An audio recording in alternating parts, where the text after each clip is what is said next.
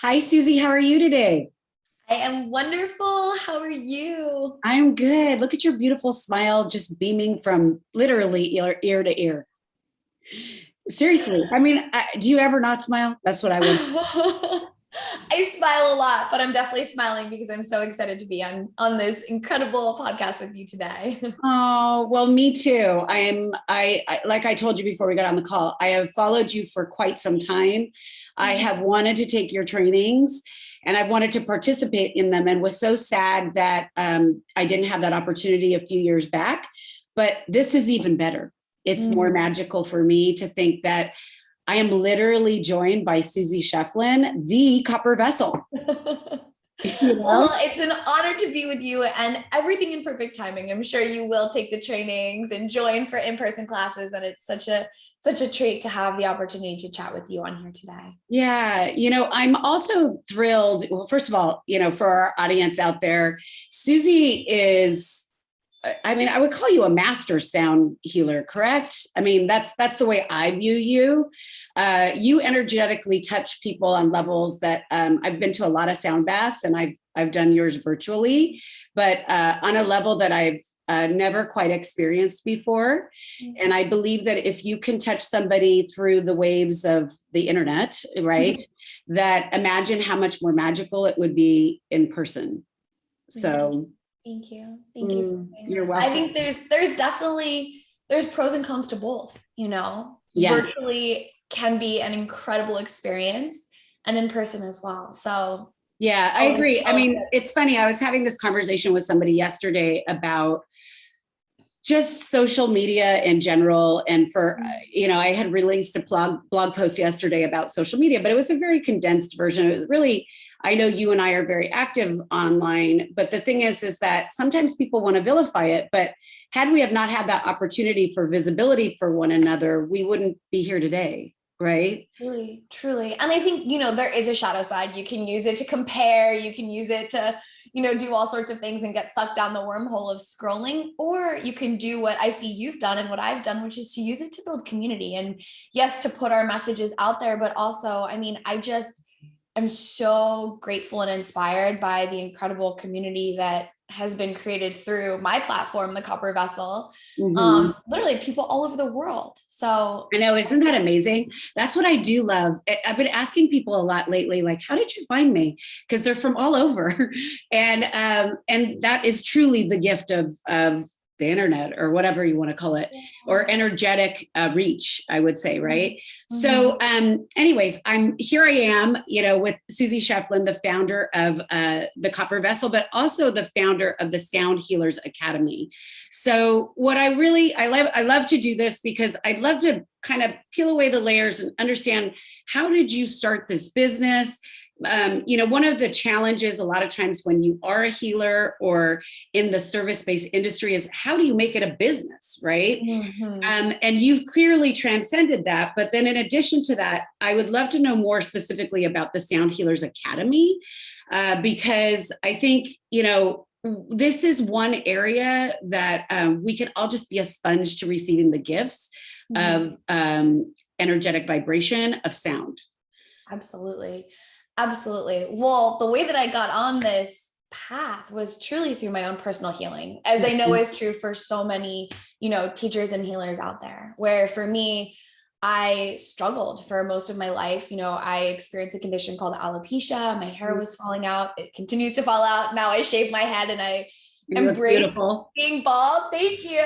But I really, in addition to that, struggle with anxiety, and self-judgment, self-loathing. I went down a path of alcoholism, being addicted to prescription medications, and really, really found rock bottom in my life in my late 20s. And when I was trying to, have a fresh start and a new beginning, it was through sound healing that I was able to make that stick. It literally helped me to shift my frequency, out of that frequency of victimhood and struggle and suffering, and it helped me to come back to the frequency of unconditional love and oneness and wholeness, and to feel that within myself. And the more that I felt that and embraced that and embodied it, the more I felt this calling to share it with other people. That's so beautiful. And did you receive training, or were you exploring with a lot of different modalities? I mean, it's interesting. I was on a coaching call earlier today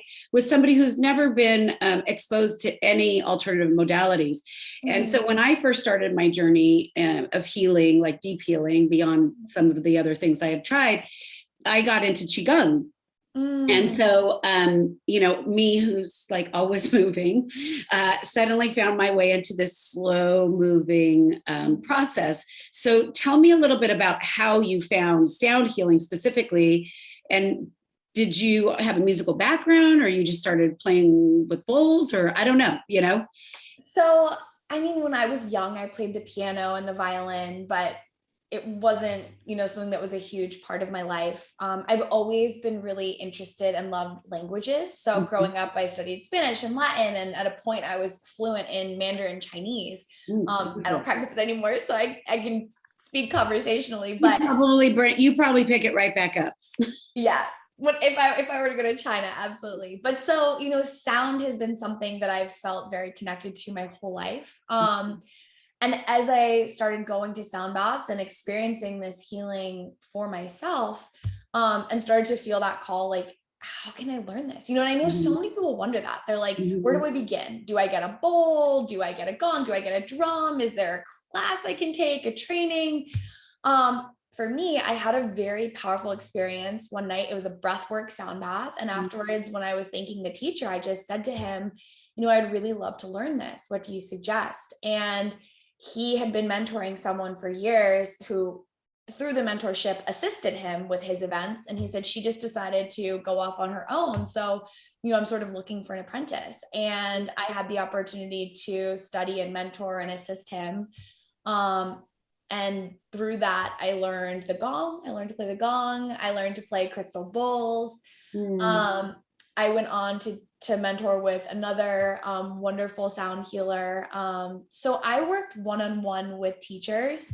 I also read like every book I could get my hands on. And then I sort of took supplemental trainings. And I think that was a really powerful part of my experience was, I took several yoga teacher trainings. Yes. Hatha, Vinyasa, restorative, Kundalini. So I gained a real understanding of how to teach, how to lead, an understanding of the body, of embodiment. I also am a Reiki master. So I've studied Reiki for years and trained in that. So again, working with energy.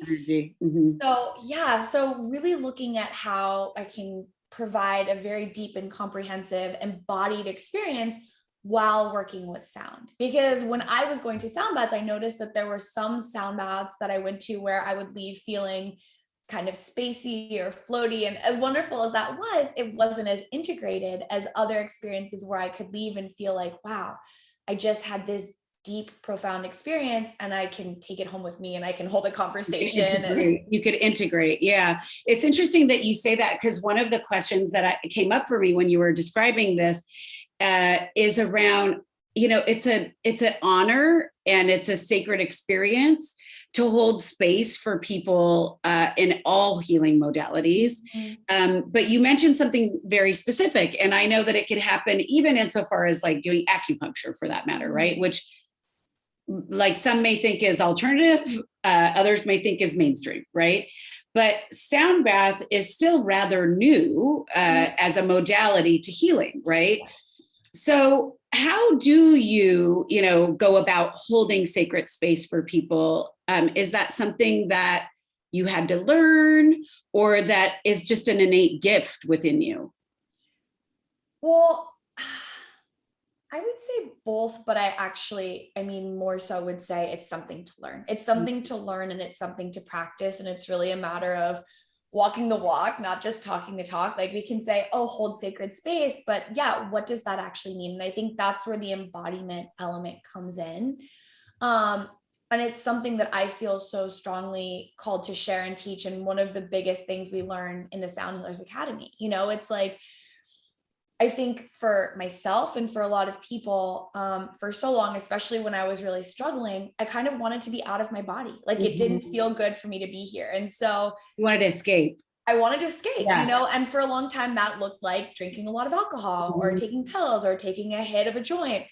Yeah. And even through healing modalities, you know, you could have a very transcendental sound bath experience or Reiki healing session where you're sort of out of your body and it's very magical, but then we have to come back, right? Yeah. You're like, ooh, real life integration. How do I do that? Yeah. And what Yeah. I've come to really realize is we're human for a reason. You know, we are spiritual beings. We are beings of light and unconditional love and divinity. And we're here on earth having this human experience. So the practice is to be able to tune into that divine self, our infinite nature, and then to be able to ground it and embody it. So when it comes to holding sacred space, it needs to come from that place as a practitioner. You know, I'm showing up grounded. I'm showing up having done my own personal spiritual practice that day. You know, I'm not skipping meditation for 3 months or eating a bag of Cheetos, feeling spaced out. Like I'm showing up, feeling. I'm sorry, I'm envisioning you with some Cheetos in your mouth. That's all. You just gave me a visual that I hadn't ever thought of, but I like it. I like the fact that Cheetos came out of your mouth. So, I mean, I'm human. I have eaten Cheetos in my life, not recently, because I know what it does to my energy to put that kind of thing in my body. And so I think that awareness and consciousness of energy throughout your life is what really makes a difference as a practitioner, you know, and that's not to say we're not human and we don't once in a while eat the cookie or do the thing that makes us feel a little bit not that you can experience, because we're human and we want to experience those things from time to time, and then we realize how they actually make us feel.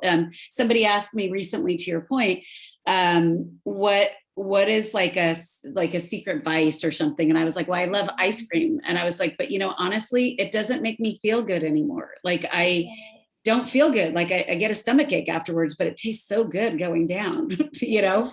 Yeah. And there's nothing innately wrong with ice cream, but if it doesn't make you feel good and you keep eating it, you know, then it becomes an issue. And so for me, it's constantly a matter of tuning into my body. And right now I'm pregnant. And so my body is changing so much. My energy is changing so much. My needs are changing so much. And it's, you know, a reminder of that, not only day to day, but moment to moment check-in of like, for every choice I make, is this going to raise my vibration and make me feel more clear, more expansive, more energized? Or is this going to lower my vibration and make me feel, heavier, stuck, or blocked? And for me, sound healing has been the greatest tool that's helped me to find that higher vibrational way of being, because the sounds literally attune you on a cellular level to these vibrations that support feeling really good.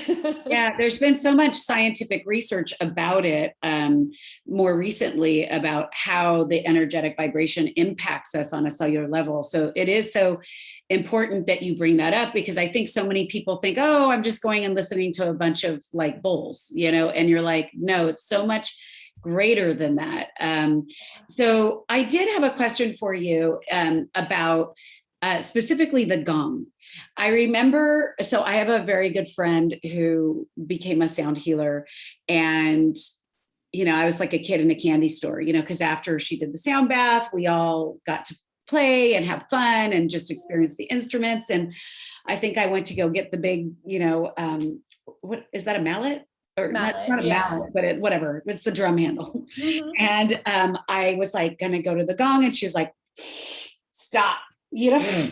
And so there is a whole sacred component of, again, like in the way that you said you were called to serve through sound and sound healing, there's many things like that. So many modalities like that, right? Where you're asked to take the training, or people really want you to embody it because they see your gifts. So talk to me about the symbolism around the gong and what it represents and what the significance and importance. Well, the energy of a gong, I mean, it has so many overtones. So it's literally, it's the sound of creation, right? It's the sound of everything.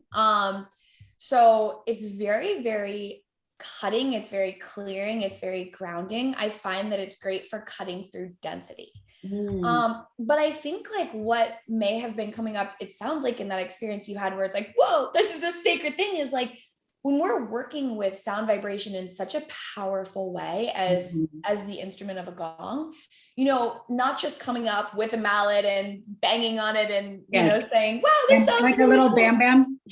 Yeah, but coming with intention. And this relates back to your other question too, which I went down the path of talking about embodiment. But when you're holding sacred space or working with sacred sound, the intention and really presence that you come to the experience with is so essential and makes all the difference, right? So like first we need to show up from that place of being grounded, being in our body, having clean, clear energy ourselves as a practitioner, and then setting an intention and doing it really with that purest consciousness and honoring the potential of what can happen when we work with sound in that capacity.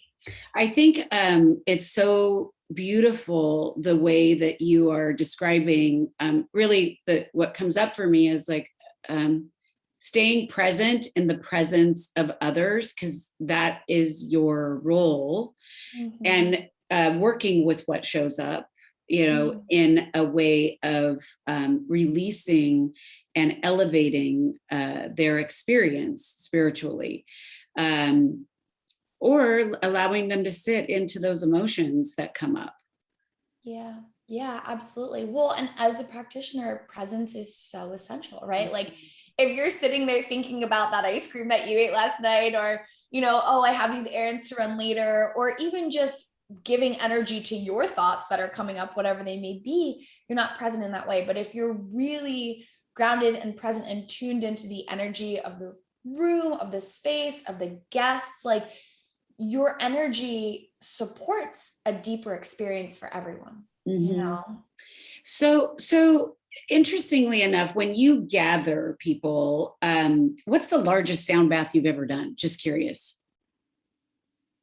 I mean, I played at the Hollywood Bowl for 14,000 people, but That's badass. That is so badass. That's amazing. It was really cool. It wasn't a sound bath as we think of sound baths. That was with the LA Philharmonic, but that's the biggest audience I've gotten to play crystal bowls for. In terms of a sound bath per se, I would say about 200 people. Do you find the resonation different with 200 people versus 10 or 50?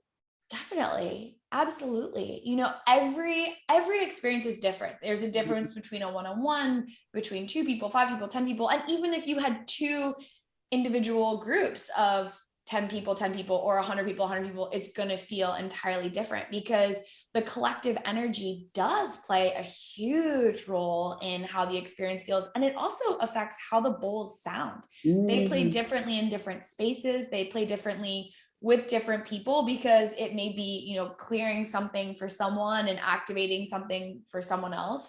And as a practitioner, it's really important to know your bowls to the point where you are able to sense those shifts. So like I'll be able to tune in as I'm playing. I'm like, oh, this is really interesting. This bowl normally plays da-da-da a certain way. And right now she's, you know, a little screechy or a little crunchy or playing higher or really expansively, or it feels like she doesn't want to play at all. And so in the Sound Healers Academy, that's one of the biggest things that we do from day one is people begin a personal practice where they're required to play for at least 5 to 10 minutes every day on their own, just for themselves, you know, and to make that a part of their daily life. And there's a whole exercise that we do of writing down sort of the characteristics of each of your instruments and what you know about them, how they play, their energies, the intentions they bring forth, and really being so clear on, you know, who your instruments are, because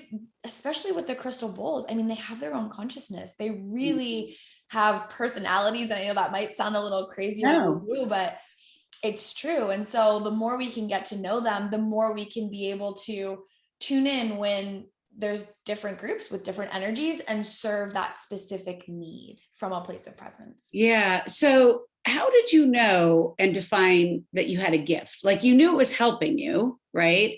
But the simple fact that you played at the Hollywood Bowl clearly describes like how amazing you are. But, you know, realistically, like when you start on a journey and then next thing you know, like how many years has it been? I mean, because you still look 25. I've been doing this full time for about 6 years. Okay. So, I mean, did you know right away that did people say, wow, you really need to follow this, Susy. It's going somewhere. I mean, you were one of the first people that, like, when people would talk about big people, it was you.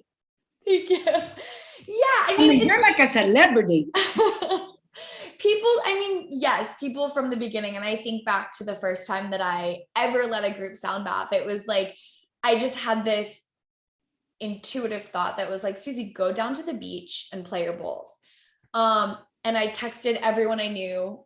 I sent out emails and just invited people to come, and I didn't charge. I did it by donation, and 26 people came, and they gave me like $500 in donation. So amazing. It felt really good to have a response of people showing up, you know what I mean? And as I continued to share, that wasn't always the case. Like sometimes there were groups where there's 2 or 3 people, and that was beautiful and wonderful too. But yeah, I think I felt reflected back to me right away that there was something that it was divinely aligned, that this is my path. People would say like, wow, it's clear you're meant to do this. That experience was so special. So yeah, I think that reflection did come from people right from the beginning. Yeah, that's divine intervention, as you're calling, basically. And I've experienced those things in my own life too, where you just know that you're in the right space and that you're being guided by a higher source, right? Yeah. And I think the more that I follow the path of least resistance, the more it's reflected back to me, right? Yeah, it's that flow where when something doesn't feel easy or effortless, easy is not the right word because I work really hard. Yeah. I work really hard, long hours. And, this, you as an entrepreneur, which it's hard work, you put your heart and soul into it, There's no end. Feel like work. It feels joyful. It feels effortless. And when something feels frictiony or like I need to try to make it work or try to get people to come to this event or explain it, then I just let it go. And open myself to, something that does feel more effortless. And whenever I follow that, like, universe, let this be easy. Let this be effortless. The path unfolds in such a graceful way. And those are the moments where it's reflected back, like the right person comes and shares that. And they're like, I didn't even know I needed to be here. And led me to be here. And it was exactly what I needed to hear today, but it's that surrender. I feel that, in the mainstream world, right? And I know many people, thank God, are coming to and I think COVID actually helped with that, is opening up doors to understand that there are many ways to be healed. That people want to force it, or it's the hustle, right? And I think what you're describing is true manifestation. Not to overuse the word, but it's about being in flow and in alignment with your true calling. And it's not to say that you probably don't sometimes test the waters to be like, maybe I'm supposed to be doing this, and then you're like, whoa, back off, this is not working. Yeah.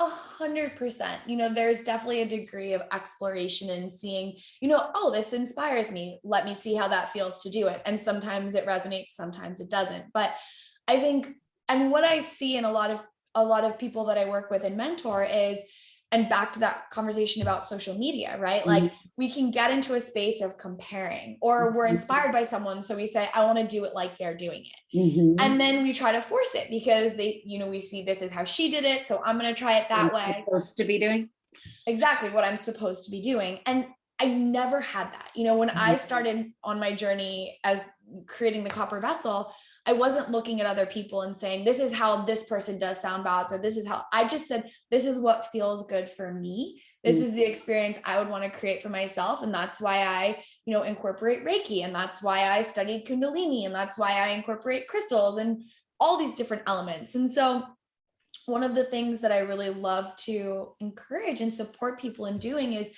finding that unique alchemy for themselves, because that's when it does get into that space of effortless divine flow. Like you follow that light within yourself. And there could be, a million sound healers. And if we all truly listen to the spark of our soul and what lights us up individually and inspires us and what we're called to create, like there's no competition in the space. I truly, truly believe that. But when we're like, oh, she has that purple bowl and I need to have a purple bowl too in order to be successful, or whatever it may be, that's where it gets to be a struggle, you know? Yeah, I can't agree with you more. And I just want to like sit into that, because I think that's one of the things that people get caught up in is we all have our gifts and there's enough space for everybody to be successful.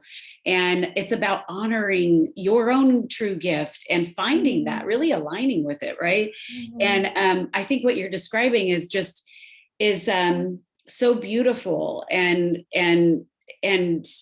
it's like common respect, but also common support of one another, which is truly where you and I come from. Which is why I've always been like, I like her, you know? Well, and you feel it. You feel when someone's coming from a place of authenticity. Yeah, you know? exactly. So I do want to delve a little bit into, obviously you found your way into sound healing through healing yourself. So talk to me a little bit about, how did you find yourself in a way that we were a little bit lost and off the path? Was it, your childhood upbringing, or was it, a relationship that you were a part of, sort of allowing people to heal through your experience, so to speak? Yeah. So, I mean, I have such a wonderful family. I have a beautiful, loving family. I was surrounded by love, and I still am. I'm so grateful for my family. And I have 3 younger sisters. So the oldest of 4 girls. 4. Yeah. And I have 3 and I'm dying. I remember even when my second sister was born, feeling like, am I going to get the love I need? And the love was always there, but for some reason there's this fear in me of like needing to try to feel worthy of being loved. And I think that contributed to me starting to lose my hair when I was around 7, was like this like inner stress over like, am I enough? Am I worthy of love? Am I going to get what I need? Like, am I pretty enough? Am I good enough? Am I smart enough? And this enoughness or not enoughness. And then in trying to fit into the society I was raised in. Yeah. And then also trying to, quiet those really like negative self-loathing thoughts, because I kept it a secret that my hair was falling out. I had so much shame. I was so embarrassed. Like even like my mom was one of the few people who knew. And when she would ask me, how are your bald spots? I'd be like, I don't talk about it. I don't like, no, it was just like too hard for you to process emotionally. So tender. Yeah. And I began this quest of trying to figure out what was wrong with me. So my mom would take me to all sorts of doctors and healers and just looking for a solution to fix what I was going through. And then when I had the opportunity to try drinking alcohol, it was like this perfect medicine that helped me to quiet my mind and not care what anyone thought and feel comfortable saying whatever I wanted to say. Exactly. And that is sort of what took me down the path. Right. And then I was in a relationship. I started dating someone when I was 15 who also, loved to drink. And we had like a partying lifestyle together in high school. And then we went to college together. And so I think being in a relationship from such a young age, and also drinking and taking drugs and prescription pills, like caused me to get even more far away from myself. So like, rather than sitting with where are these questions coming from? Like, where is this, I'm not enough coming from? It was like, let me escape from all of that and be in this relationship, be free and all of it. And it worked until it didn't. And in my 20s, I started waking up in the hospital because I would pass out in New York City in a taxi or in a bar, like after having drank however many drinks. And it started to get really dangerous, in addition to all of the, really embarrassing and shameful things I would say and do. And when you're blackout drunk, I'm not always the nicest person. Not the sane person either, right? You're not in your right mind, yes. Yeah. So I think all of it was taking me further away from myself, my highest self, as opposed to really pausing. And I remember in my 20s thinking, meditation would really help. If I could just sit and meditate. Yeah. Like, I think this would help me with my anxiety. I think this would be a great thing, but I'm too anxious to do it. So I'm just going to take another Klonopin. I'm just going to drink tonight. I'm just going to one more day. Until I really hit rock bottom, and the best option felt like suicide. It felt like it was too much to live. And that was when I knew, because, I did one night seriously consider taking my own life. And I don't even remember what happened because I was so drunk. All I know is that I wrote a note. I was in my bathtub surrounded by pills, and I woke up the next morning by the grace of God. And I heard this new voice in my head that was like, Susy, wake up and live. And that was something that I hadn't thought before. I didn't realize that, like, even before that night of wanting to take my own life, like, I had been moving closer to death. I'd been moving closer toward, stealing life from myself in so many ways. And what if I were to choose life? And what would that look like to make the higher vibrational decision? Yeah. Well, first of all, I just want to acknowledge you for sharing that story and being so open and vulnerable. And I mean, those are hard choices, right? And the enoughness, the reason why I wanted to bring it up is I feel that our society is resonating on this path right now of desperation on a lot of levels, like the lack of connection for people. Even when they are connected, it's disconnected. And the inability to be vulnerable and to really face themselves or to face others. And so I think your journey really helps people understand, first of all, gives them hope, right? But secondly, it helps them understand how there are these beautiful modalities out there that can help us. Yeah. And I deeply believe, after my own journey and the journeys that I've witnessed and supported other people move through, like, there's hope for all of us. It's never too late to find healing and to reconnect with your true self and that divinity and that light. And I remember it was like, people started saying to me first, the light's coming back in your eyes. What are you doing? And that was how I was like, oh, sound healing, it's working, Interesting. So it's possible for everyone. And I think, sometimes we need to try different tools, whether it's, like you're saying, meditation or yoga or sound healing or reiki or acupuncture, like being open to what inspires you, where you feel called to explore, and then seeing where it leads you. I feel like it's, what we're probably in alignment with is there's not one thing, there's many. Absolutely. Yeah. Because I mean, we're multifaceted beings. We have such complex needs. And even right now, like with pregnancy, I'm just entering into my third trimester, and I'm like, okay, I need to look at the physical. So I'm going to go to chiropractor. I need to look at the energy. I'm going to go to my energy healers. I'm going to also look at acupuncture, and then, It's a full-time job. Yeah, it's a full-time job. I remember that. I do remember that. And it continues to be, because that's what self-care is. It's not just one thing. It's so many different things that we bring into the collective, right? Yeah. I